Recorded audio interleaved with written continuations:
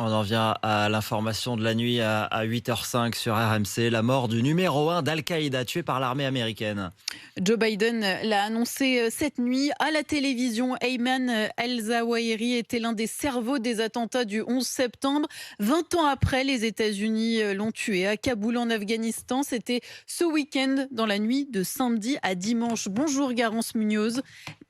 Bonjour. L'Égyptien était l'un des terroristes les plus recherchés dans le monde. Oui, et il était introuvable depuis plus de 10 ans. Ayman al-Zawahiri a été tué dans une frappe américaine à Kaboul. Le président des États-Unis, Joe Biden, s'en est félicité dans une allocution cette nuit depuis la Maison-Blanche.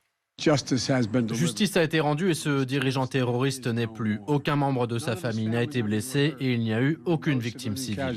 Peu importe le temps que cela prendra, peu importe où vous vous cachez, si vous constituez une menace vis-à-vis de notre population, les États-Unis vous trouveront et vous élimineront. Cette opération survient près d'un an après le départ chaotique des troupes américaines d'Afghanistan.